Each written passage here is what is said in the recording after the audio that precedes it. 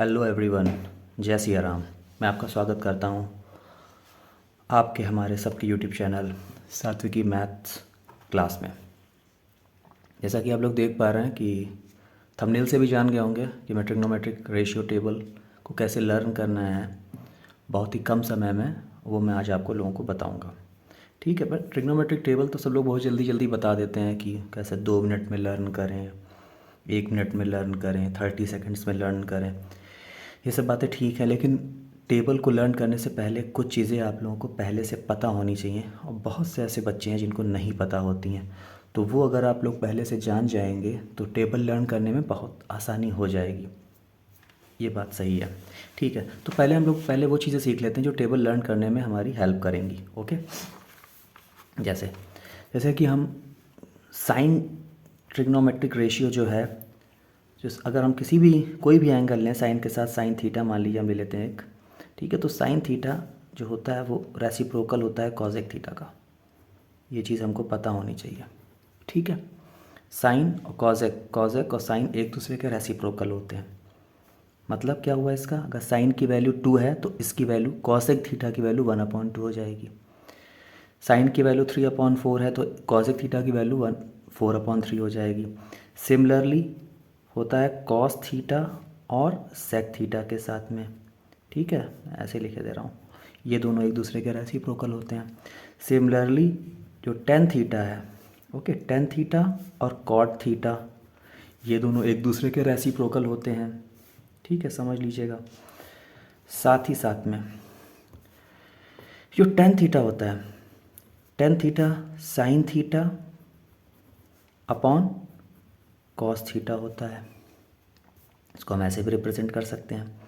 और जो cot theta होता है वो cos theta upon sine theta होता है। ठीक है, मतलब टेन थीटा कॉट थीटा एक दूसरे के तो रेसिप्रोकल होते ही हैं। आप ये ज़रूर याद रखिएगा, और ये 3 चीज़ें। ठीक है, टेबल याद करने के लिए। नाउ अब हम बात करें अगर रेसिप्रोकल की। रेसिप्रोकल क्या होता है, क्योंकि इसमें बार बार रेसिप्रोकल वर्ड आएगा, शायद कई बच्चे नहीं जानते हो, तो मैं सबके लिए वीडियो बना रहा हूँ। तो अगर रेसिप्रोकल की बात करेंगे तो अगर रेसिप्रोकल कोई एक नंबर लिखा है, ठीक है, रेशनल नंबर 5/3, तो इसका जो रेसिप्रोकल होगा वो 3/5 होगा। ठीक है, अब बात आती है अगर अगर लिखा है 0 और नीचे कोई भी नंबर आता है, एनी नंबर, ध्यान दीजिएगा इसको, एनी नंबर। ठीक है, बात करें 0 अपॉन एनी नंबर, कोई भी नंबर हो, तो ये हमेशा 0 होगा।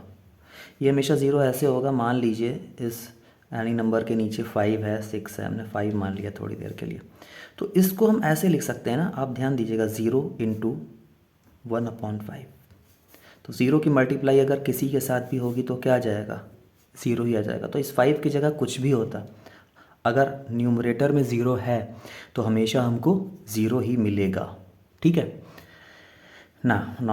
अगर कोई भी नंबर, एनी नंबर ऊपर है और नीचे डिनोमिनेटर में 0 है, तो हमको हमेशा इनफाइनाइट मिलेगा, क्यों, ये सिंबल यूज़ होगा वहाँ पे। इनफाइनाइट जिसकी हमको वैल्यू नहीं पता, वो जो कि अनडिफाइंड है। ठीक है, तो इस तरह से हमको 0 मिलेगा, इस तरह से हमको अनडिफाइंड मिलेगा। ठीक है, एक रिलेशन है इन दोनों के बीच में। अगर कहीं पे 0 लिखा हुआ है तो 0 का अगर हम रेसिप्रोकल बोलेंगे,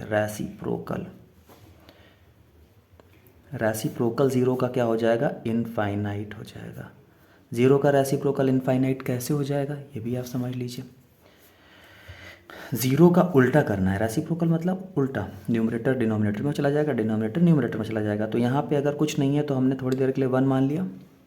ठीक है, अब जो 0 है डिनोमिनेटर में आएगा, डिनोमिनेटर ऊपर जाएगा, तो ये क्या हो जाएगा, ध्यान दीजिए, ये हो जाएगा 1/0। और 1/0 any number upon 0, any number upon 0 क्या होता है, इनफाइनाइट होता है, इसीलिए ये इनफाइनाइट हो जाएगा।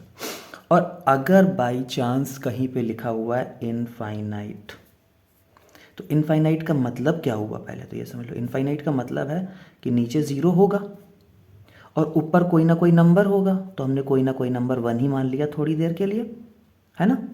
तो अगर इनफाइनाइट जो कि इसको रिप्रेजेंट कर रहा है, इसका हमको रेसिप्रोकल चाहिए, तो क्या आ जाएगा, 0/1 आ जाएगा कि नहीं आ जाएगा। और 0/1 मतलब 0/any number is equal to 0। तो यहाँ से अगर हम कंक्लूड करें, थोड़ा सा ध्यान दीजिएगा, अगर हम 0 का रेसिप्रोकल बोलेंगे तो इनफाइनाइट होगा, इनफाइनाइट का रेसिप्रोकल बोलेंगे तो 0 होगा। ये बात ध्यान रखिएगा। Now come to the table. अब हम लोग टेबल पढ़ेंगे तो हम लोग को टेबल याद करने में बहुत आसानी होगी, ठीक है। जब फर्स्ट लाइन इस टेबल की तो आपको लर्न करनी पड़ती है, ठीक है। फर्स्ट लाइन सिर्फ एक लाइन लर्न करनी पड़ती है, बाकी जो मैंने अभी आपको कॉन्सेप्ट्स बताए हैं उसके बेस पर पूरी टेबल हो जाती है, ठीक है। अब लर्न करने के कई सारे तरीके हैं, कई सारे यूट्यूबर्स अलग अलग अपने तरीके बताते हैं, ठीक है। एक आसान सा तरीका है, वो आप देख सकते हैं कि आप सीधे सीधे यहाँ पे लिख दीजिए 0, ठीक है। यहाँ 0 लिख दिया, यहाँ आपने 1 लिख दिया, यहाँ आपने 2 लिख दिया, यहाँ 3 लिख दिया और यहाँ 4 लिख दिया। ध्यान दीजिएगा, और सबको 4 से डिवाइड कर दी, सबकी 4 से डिवाइड कर दी, ठीक है। सबका स्क्वायर रूट ले लिया,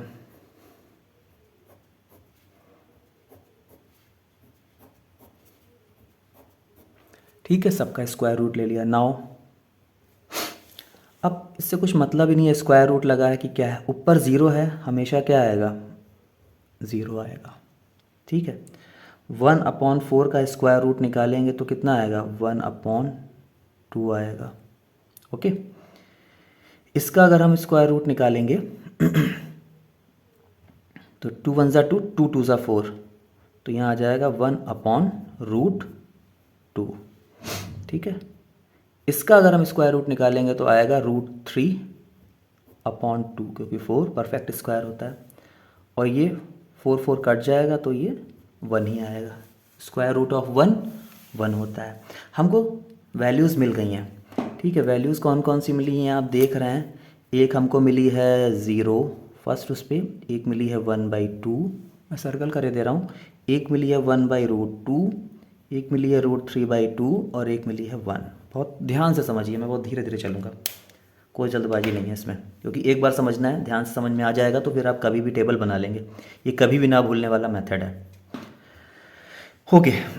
नाउ तो 0 1/2 आप सीधे सीधे लर्न भी कर सकते हैं, 0 1/2 1/√2 √3/2 और 1। ये एक आपको लाइन याद करनी है। सेकेंड लाइन के लिए क्या करना है आपको, कॉस वाली लाइन के लिए आपको ये भी ऐसे लिखा है, अब इसके रिवर्स ऑर्डर में लिख दीजिए, मतलब 1 को यहाँ लिख दीजिए, रिवर्स ऑर्डर, ध्यान दीजिएगा 1, फिर ये √3/2 यहाँ पे ले आइए, ठीक है। इसको यहाँ ले आइए,